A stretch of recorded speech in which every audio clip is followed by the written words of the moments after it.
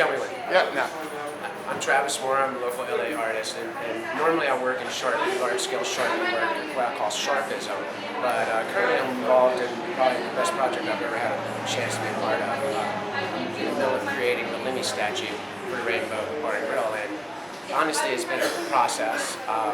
Logistically it's been a process, but just to create a full-size bronze, there's a lot of stages that you have to go through. Initially we had to select an image, and that was kind of up to the people that were casting and commissioning. I went through several images myself and arrived at a design, and then ultimately we arrived at a picture that we wanted to use, and then I augmented what I was doing for that.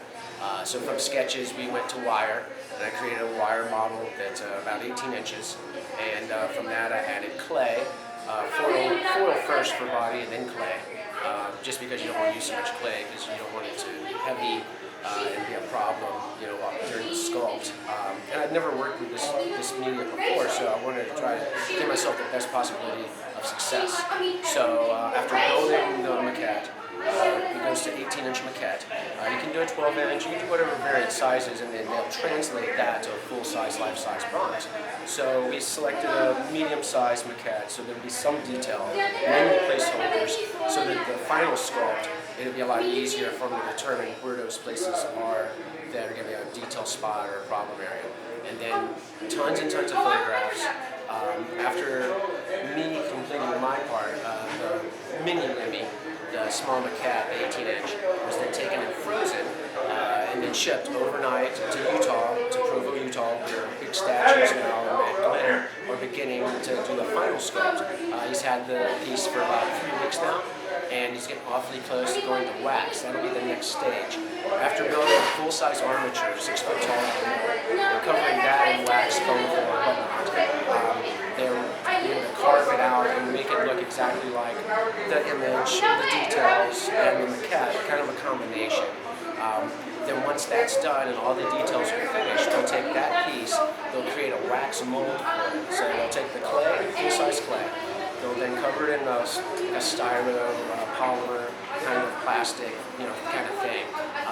And then they'll cut that away, and they'll use that, the wax that's inside there, for the second cast. They put a bunch of plaster around it, they build it up to a point where there's channels, and then what they're actually going for is the lost wax process. So you create the wax, you make it perfectly detailed, and in this case we'll probably create maybe 2 or possibly 3, just because you don't want to have a mistake in the process. So then you have to go back and make another wax mold. So you want to have a couple available to you in case there's some kind of error in the casting and in the foundry's process before assemblage.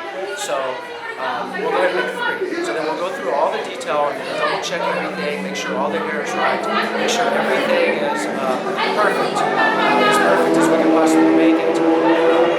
In fact, in the last week or so, I've started getting all the minor detail stuff, the little small things like the stitching in the seams on his boots. For instance, we took over 100 photographs of a pair of these boots with the actual boot maker, and he made his patterns available to us. So we have the actual patterns for the boots. So, that's the kind of detail that we're trying to go for here. So that's the reason why it's so important to make sure that the wax is right before you go to a final cast. So once the wax is completed, they'll go ahead and make a mold around that, and then they'll pour it a molten bronze in this case. We're going to do a full-size bronze statue, and they'll pour through those channels, fill that area, force the wax out, and then the metal will take the wax's place, create the form, and then after it hardens, they'll crack that apart, and honestly, it might even be in pieces where part of Lemmy is over here, part of Lemmy is over there, and then they take the whole thing and put it back together. I don't know exactly how intensive the separation is going to be, but because the piece is essentially an upright piece, and the stance is similar to a fig leaf stance, similar to this, it makes it a lot easier to section that to go into casting. So once that's done and we've gone for wax, between the actual foundry process and the pour to the assemblage, we're talking roughly 6 to 8 weeks. So tentatively right now, we're talking 8 weeks out there. And if so, then we're talking the end of May, maybe the first week in June, that this will be completed and installed. So somewhere around those last 2 weeks, the process will be at a completion point and the finishing will begin.